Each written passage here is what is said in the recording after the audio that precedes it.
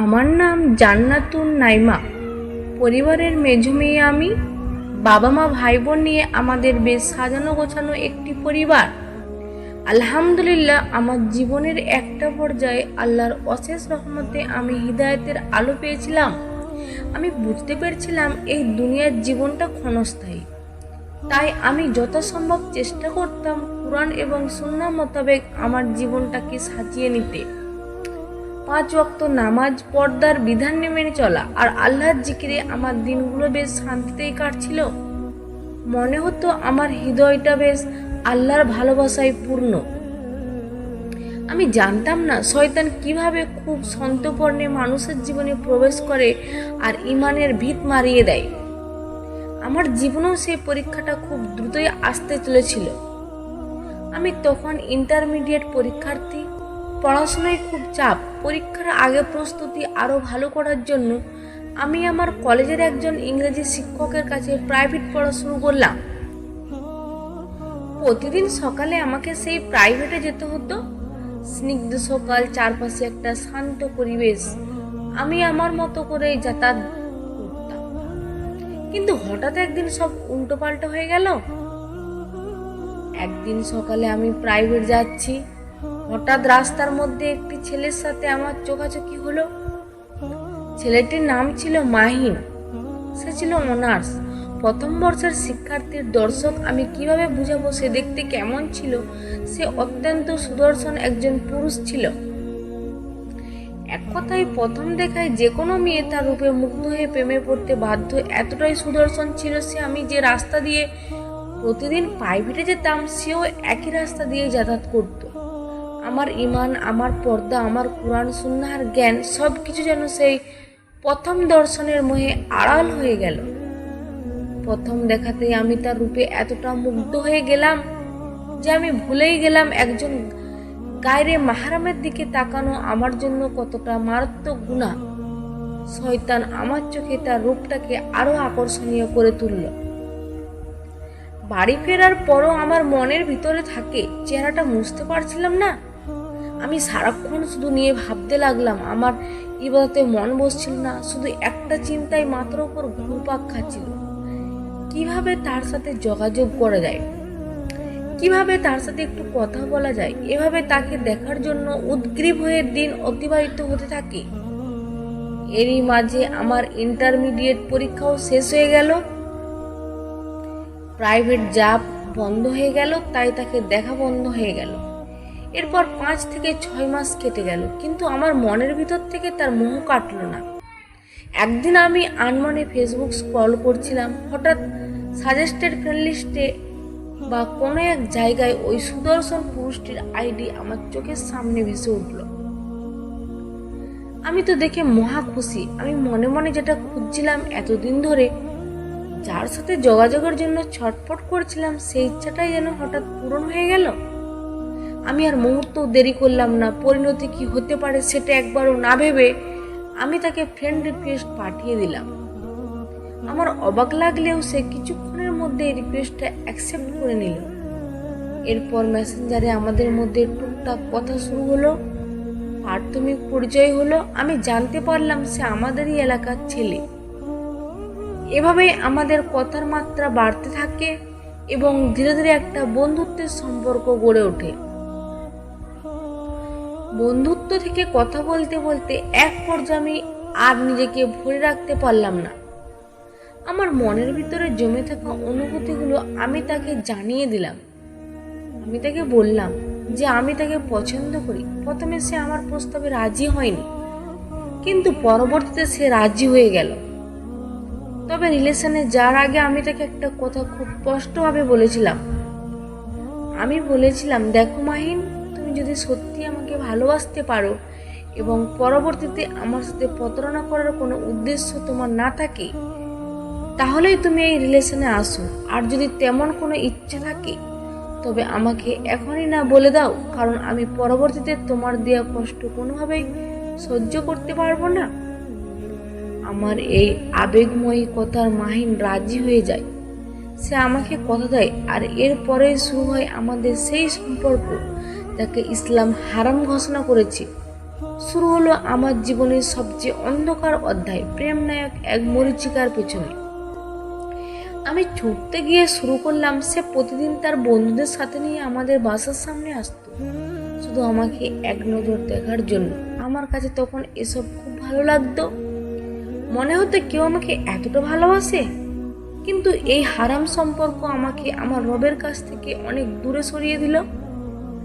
যে আমি একসময় কোরআন সুন্নাহ মেনে চলতাম, সেই আমি আল্লাহর হুকুমগুলো ভুলতে বসলাম। হালাল হারাম ভালো মন্দ বিচার করার ক্ষমতা আমি পুরোপুরি হারিয়ে ফেললাম। এক কথায় আমার নৈতিক ও অত্যাধিক চরম অধঃপতন হলো। আমি ভুলে গেলাম যে তাদের সম্পর্কের শুরুটাই হলো আল্লাহর অবাধ্যতা দিয়ে।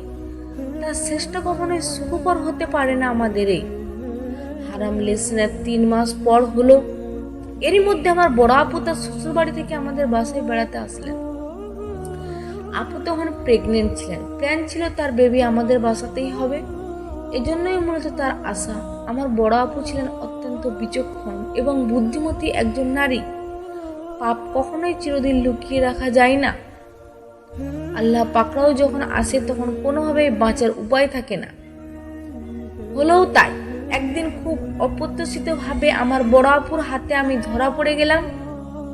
আমার মেসেজ, আমার ফোনালাপ সবকিছু আপুর সামনে পরিষ্কার হয়ে গেল। আমার পায়ের নিচ থেকে মাটি যেন সরে গেল। আপু এই বিষয়টা আর নিজের কাছে লুকিয়ে রাখলেন না। তিনি আমার পরিবারের সবাইকে সব সত্য কথা জানিয়ে দিলেন। যে পরিবারের সবাই আমাকে এত ভালোবাসতো, আমাকে দিনদার মনে করতো, সেই পরিবারের মানুষের সামনে আমি অপরাধীর মতো মাথা নিচু করে দাঁড়ালাম। আমার বাবা, আমার মা, আমার একমাত্র বড় ভাইয়ের চোখে আমি মুহূর্তের মধ্যে অনেক খারাপ একজন মানুষে পরিণত হলাম। তাদের চোখে সেই অবিশ্বাস্য কষ্ট আমাকে তীরের মতো বিদ্ধ করেছিল। আমার জন্য আমার পরিবারের শান্তি নষ্ট হয়ে গেল। বাসায় এত বড় ঝড়ের পর আমি পাগলের মতো মাহিনের সাপোর্ট খুঁজছিলাম। আমি ভাবছিলাম আমার এই বিপদে মাহিন অন্তত আমার পাশে দাঁড়াবে, আমাকে মানসিকভাবে সাহস দেবে। ওই ঘটনার পর যখনই আমি তার সাথে যোগাযোগ করার চেষ্টা করতাম, আমার মাথায় আকাশ ভেঙে পড়ল। সে আমাকে সাপোর্ট দেওয়া তো দূরের কথা, উল্টে আমাকে সব জায়গা থেকে ব্লক করে দিল। আমি দিশাহারা হয়ে গেলাম। অন্য ফোন থেকে, অন্য আইডি থেকে তাকে অনেকভাবে বোঝানোর চেষ্টা করেছিলাম। আমি তার কাছে আমার ভালোবাসা ভিক্ষা চেয়েছিলাম। আমি কেঁদে কেঁদে বলেছিলাম, আমার পরিবার সব জেনে গেছে, আমার এখন তুমি ছাড়া কেউ নেই, প্লিজ আমাকে ছেড়ে যেও না। কিন্তু না, আমার সব প্রচেষ্টায় ব্যর্থ হলো। পাথরের মতো কঠিন হয়ে গেল সে। একটি বারের জন্য সে আমার অবস্থাটা বোঝার চেষ্টা করেনি। আমার পরিবারে আমি কি অবস্থার মধ্য দিয়ে যাচ্ছি, একটিবারও সে আমার কথা ভাবেনি। সে খুব সহজে আমাকে ডাস্টবিনের ময়লার মতো ছুঁড়ে ফেলে দিল। আমি বুঝতে পারলাম হারাম সম্পর্কে এটাই সবচেয়ে বড় শাস্তি। যে মানুষটির জন্য আমি আমার আল্লাহকে নারাজ করেছিলাম, সেই মানুষটি আমাকে সবচেয়ে বড় ধোঁকাটাই দিল। এভাবে যন্ত্রণায় দিন অতিবাহিত হতে থাকে। আমি বুঝতে পারলাম যে মানুষটি আমাকে চায় না, তার কাছে ভিক্ষা চেয়ে নিজেকে আর ছোট করব না। আমি সিদ্ধান্ত নিলাম যে তাকে আর বোঝাবো না। আমি এবার সৃষ্টিকর্তার কাছে ফিরে যাব। আমি প্রতিটি মোনাজাতে আল্লাহর কাছে কাঁদতে লাগলাম। এভাবে আমি 1 বছর আল্লাহর কাছে দোয়ায় মগ্ন থাকি। বুকে একটা ক্ষীণ আশা বেঁধে রেখেছিলাম যে একদিন হয়তো সে সত্যিটা বুঝবে এবং আমার কাছে ফিরে আসবে। আমি তাহাজ্জুদে কাঁদতাম, সেজদায় পড়ে আল্লাহর কাছে ক্ষমা চাইতাম। আল্লাহ কত দয়ালু, আমার তওবা হয়তো তিনি কবুল করেছিলেন। আলহামদুলিল্লাহ, ধীরে ধীরে আমার বাসার পরিস্থিতি স্বাভাবিক হতে থাকে। আমার বাবা মা ভাই বোন বুঝতে পারেন যে আমি আমার ভুল বুঝতে পেরেছি। সবাই আমাকে আগের মতোই আবার ভালোবাসতে শুরু করে। পরিবারের এই ভালোবাসা আমাকে নতুন করে বাঁচার শক্তি দিল। এই 1 বছর দোয়া চলাকালীন একদিন আমি মাহিনের এক বন্ধুর সাথে যোগাযোগ করি। আমি তাকে বলি যে মাহিনকে একটু বোঝাও এবং আমার কথাটা তাকে বলো। কিন্তু সেই বন্ধুটি আমাকে এমন একটা কথা বলল যা শুনে আমার চোখ পুরোপুরি খুলে গেল। তার বন্ধু আমাকে বলল, আপু, আপনি যে কথাটা আমাকে বলছেন, ঠিক একই কথা এর আগে আরো 100 জন মেয়ে আমাকে বলেছে, আমি জানি মাহিন কেমন ছেলে। আমি একটি মেয়েরও খারাপ চাই না, তাই আপনাকেও সত্য কথাটা বলে দিলাম। আমার আর কিছু বোঝার বাকি রইল না। আমি বুঝতে পারলাম আমি কতটা অন্ধ ছিলাম। আমি শুধু বাহ্যিক রূপ দেখে পাগল হয়ে গেছিলাম। সত্যি কথা বলতে মাহিন দিন সম্পর্কে একেবারে অবুঝ। তার মধ্যে দিনের কোনো বুঝ নেই। যদি দিনের বুঝ থাকতো, তার অন্তরে যদি আল্লাহর ভয় থাকতো, তাহলে তার দিল নরম হতো। সে অন্যের ইজ্জত নিয়ে খেলতো না। সে আমার কষ্ট বুঝতো এবং আমাকে এতটা কষ্ট পেতে হতো না। আজ আমি আর আগের মতো বোকা নয়। আমি বুঝতে পেরেছি সৌন্দর্য দিয়ে কখনো মানুষের ভেতরটা বিচার করা যায় না। আল্লাহর ভয় যার অন্তরে নেই, সে যে কোনো সময় যে কোনো প্রতারণা করতে পারে। এখন আমি আল্লাহর কাছে আর নির্দিষ্টভাবে মাহিনকে পাওয়ার জন্য জিদ করি না। আমি আমার চাটাকে আল্লাহর ইচ্ছার কাছে সঁপে দিয়েছি। আমি এখন শুধু এই বলে দোয়া করি, হে আল্লাহ, মাহিনকে তুমি এমন কোনো পরীক্ষার সম্মুখীন করো যাতে সে নিজের ভুলটা বুঝতে সক্ষম হয় এবং আমার কাছে আত্মসমর্পণ করে।